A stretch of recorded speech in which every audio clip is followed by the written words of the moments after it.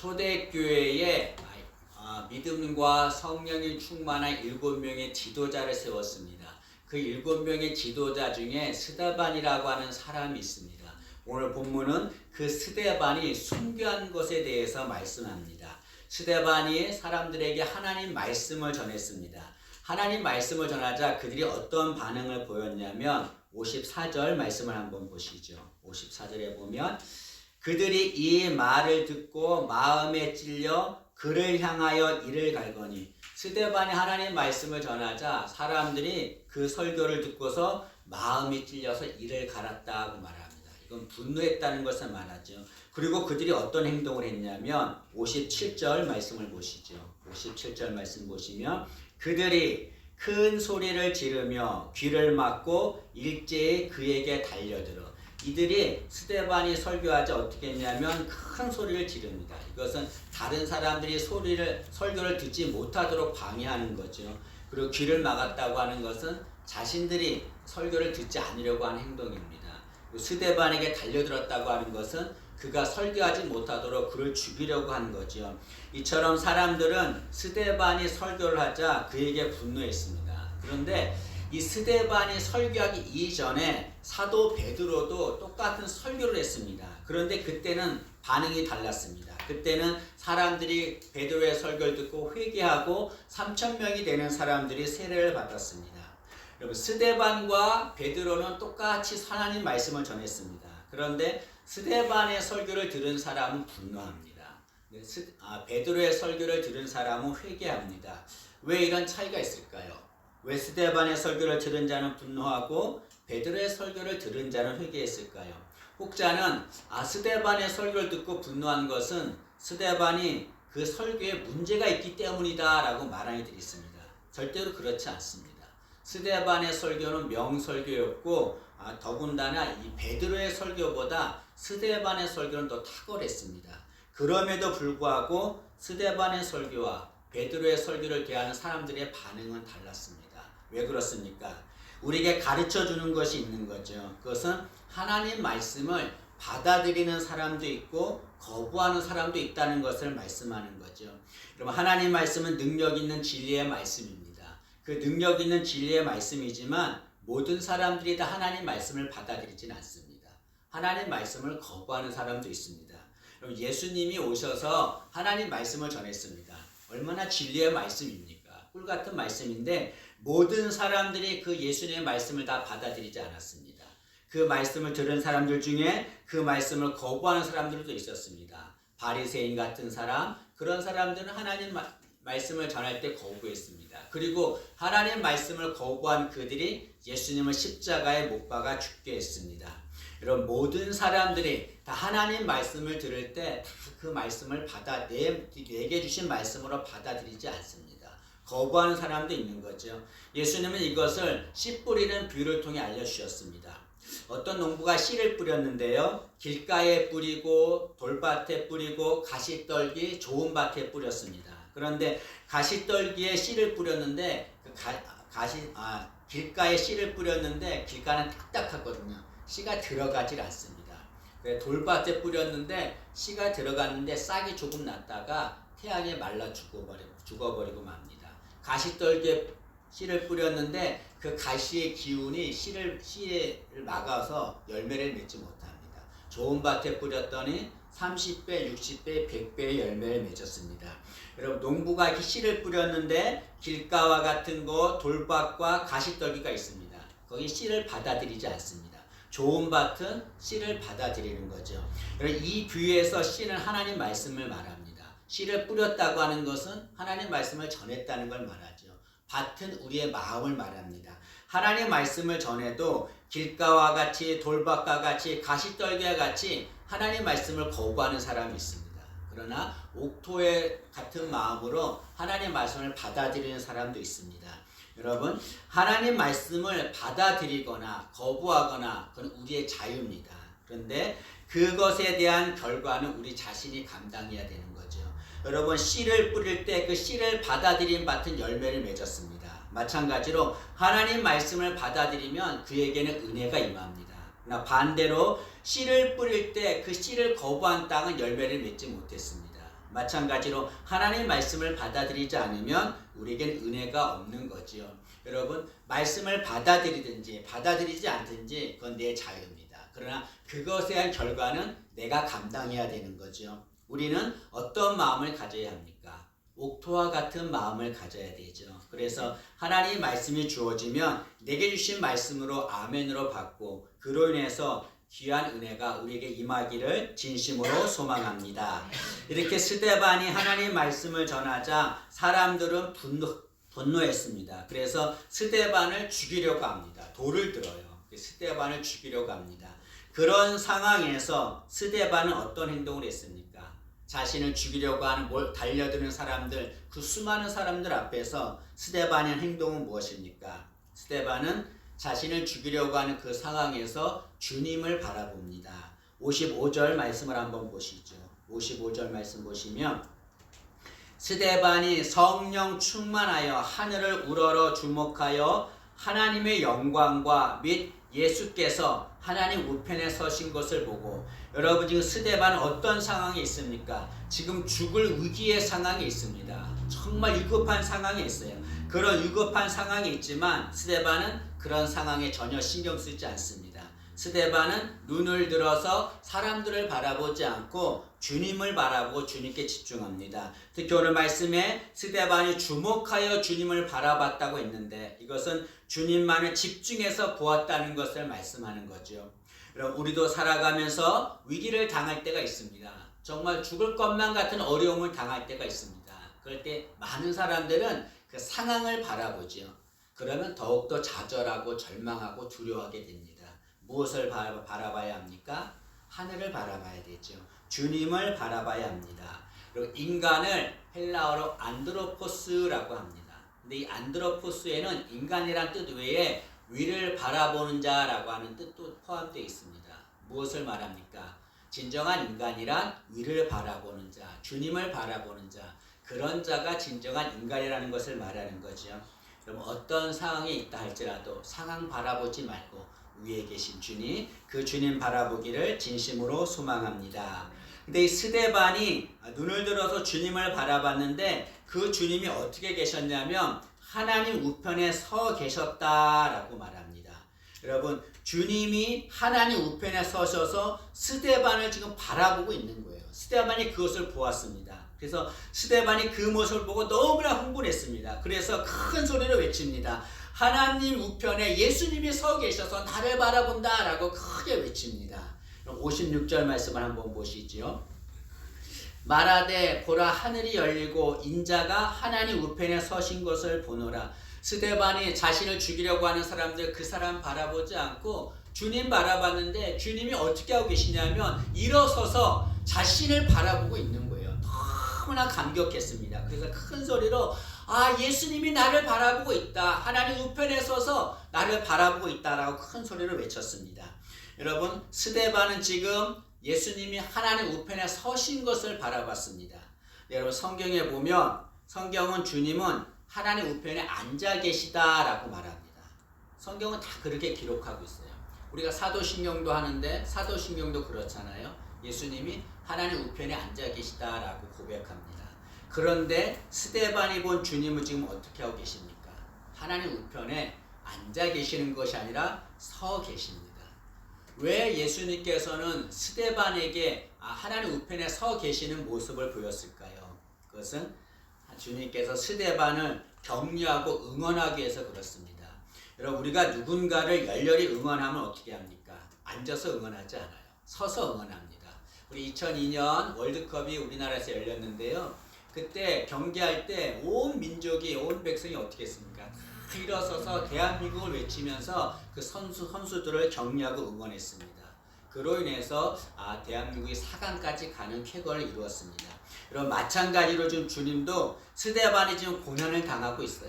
죽을 상황에 있습니다. 그런 고난당하는 상황에서도 끝까지 신앙을 지키고 있는 거예요. 스데반이 그렇게 신앙 지키는 것을 예수님이 보신 거예요. 그 모습이 너무나 귀하지만 너무나 안타까운 거예요. 그래서 그 스데반에게 힘을 주시기 위해서 주님께 일어서신 거예요. 일어서서 조금만 힘내라, 힘내라. 내가 다 보고 있다. 내가 응원하고 있다. 주님께서 스데반에게 그것을 보여주신 거죠.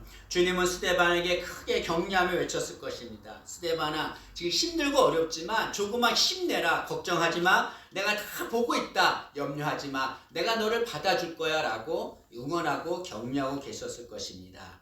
여러분, 지금 스데반은 사람들이 죽이려고 하는 그런 상황에서 혼자서 신앙을 지키고 있습니다. 어떤 사람들은 스데반은 혼자서 외롭게 신앙을 고난을 당하면서 신앙을 지키고 있구나 라고 생각했을 것입니다. 그러나 그렇지 않습니다. 스데반 혼자서 신앙을 지키고 있는 것이 아닙니다. 주님이 스데반과 함께하고 있는 거죠. 스데반의 신앙 지키는 그 모습 보면서 주님이 함께하는 겁니다. 걱정하지 마, 염려하지 마. 내가 너를 바라보고 있어. 너를 지켜보고 있어. 네가 믿음 지키는 거, 신앙 지키는 거 내가 다 보고 있어. 조금만 힘내 하면서 주님께서 격려해주고 있습니다. 우리도 신앙생활할 때 혼자서 신앙생활 한다고 생각할 때가 있습니다. 너무 외롭지요. 힘들고 쓸쓸하죠. 그러나 절대로 그렇지 않습니다. 나 혼자 신앙 지키는 거 아닙니다. 나 혼자 고난당하는 거 아닙니다. 주님이 나와 함께 하십니다. 나와 함께 하셔서 내가 믿음 지킬 때 잘한다고 격려하고 응원하시는 거죠. 여러분, 스데반은 그 주님을 바라봤습니다. 우리도 그 주님을 바라봐야 합니다. 나를 격려하고 나를 응원하시는 주님, 그 주님 바라보는 우리가 되기를 진심으로 소망합니다. 여러분, 스데반은 주님을 일어서게 한 자입니다. 성경은 주님은 앉아 계시다고 했는데 스데반에게만 주님이 일어섰습니다. 스데반이 주님을 일어서게 하는 거죠. 우리도 스데반처럼 주님을 일어서게 하는 자가 되기를 진심으로 소망합니다.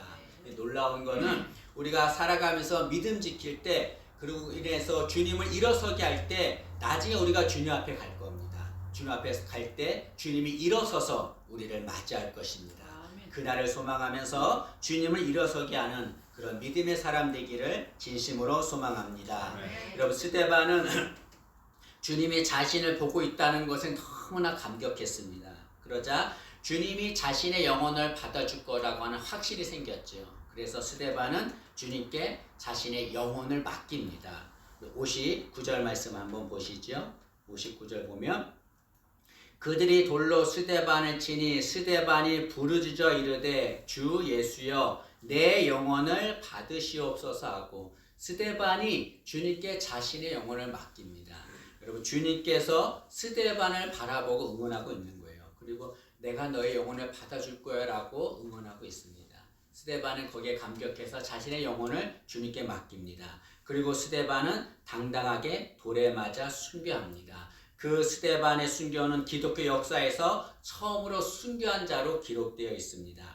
혹자는 이렇게 말합니다. 스데반은 한 번 설교하고 지금 순교한 거예요. 그러자 어떤 사람은 스데반 한 번 설교하고 죽었기 때문에 그의 순교는 헛된 것이다. 여러 번 설교해서 많은 사람들을 구원해야지 한 번 설교하고 죽는데 그 순교는 헛된 것이다 라고 말하는 이들이 있습니다.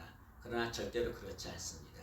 스데반의 순교는 절대로 헛된 것이 아니라 영광스러운 순교입니다. 왜 그렇습니까?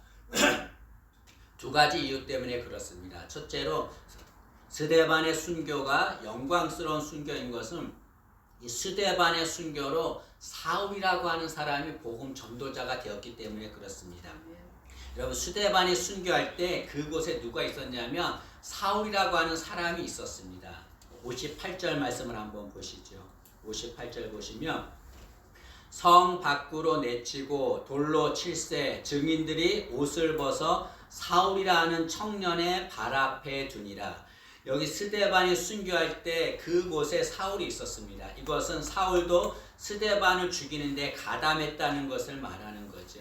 여러분, 사울은 신앙인을 핍박하는 악한 자였습니다. 때문에 스데반이 복음을 전하자 그가 순교하는데 가담했습니다. 근데 여러분, 사울은 순교하는 스데반 그의 모습을 보면서 큰 충격과 영향을 받았습니다. 왜냐하면 사람들이 지금 돌을 들어서 스데반을 죽이려 하고 있습니다. 그런데 스데반은 돌에 맞으면서도 자신을 죽이려고 하는 자들, 자신을 죽이는 자들에게 절대로 대항하지 않습니다. 오히려 그들을 용서하는 기도를 합니다. 60절 말씀을 보시죠. 60절 말씀 보시면 무릎을 꿇고 크게 불러 이르되 주여 이 죄를 그들에게 돌리지 마옵소서 이 말을 하고자 하니라. 지금 스데반은 자신에게 돌을 들어 죽이려고 하는 그 자들에게 대항하지 않고 그들을 용서하는 기도를 합니다. 이 스데반의 이 기도는 예수님께서 십자가에서 하신 기도와 유사합니다. 예수님이 십자가에 달리실 때 맨 처음에 하신 기도가 무엇입니까? 아버지 저들의 죄를 용서해 주세요. 자신들이 하는 것을 알지 못합니다. 라고 하면서 예수님은 백성들을 용서하는 기도를 했습니다. 스데반도 그런 비슷한 기도를 한 거죠. 그 기도를 들은 사울은 충격을 받았을 것입니다. 어떻게 스데반은 자신을 죽이는 자들을 용서할 수 있는 기도를 할 수 있는가? 그들을 저주해야지 어떻게 그들을 용서할 수 있는 기도를 할 수 있는가? 그리고 이런 자가 믿는 예수는 도대체 어떤 분인가? 라는 생각을 했을 것입니다. 여러분, 나중에 사울은 신앙인을 잡기 위해서 다메섹으로 갑니다. 그런데 그곳에서 빛으로 임하신 주님을 만나서 회심합니다. 그때 사울이 회심할 때 그때 사울은 스데반에게 받은 충격이 사울이 회심하는 데 영향을 미쳤을 것이라고 학자들은 얘기합니다. 사울은 나중에 복음 전도자가 됩니다. 그래서 그로 인해서 많은 교회가 세워지고 수많은 영혼들이 주 앞에 돌아옵니다. 사울은 일생 동안 복음을 전합니다. 복음을 전하다가 많은 고난을 당합니다. 그렇게 고난을 당할 때 사울이 어떻게 합니까? 그들에게 대항하지 않습니다. 그들을 저주하지 않습니다. 사울도 스데반처럼 자신에게 고난을 주는 자들에게 대항하지 않고 스데반처럼 똑같이 순교합니다. 여러분, 스데반의 순교는 이 악한 사울을 변화시킵니다. 구원받게 하고 복음 전도자가 되게 합니다. 때문에 스데반의 순교는 절대로 헛된 것이 아니라 영광스러운 것이지요. 또 스데반의 순교가 영광스러운 것은 스데반은 나중에 영광스럽게 부활할 것이기 때문에 그렇습니다. 스데반은 돌에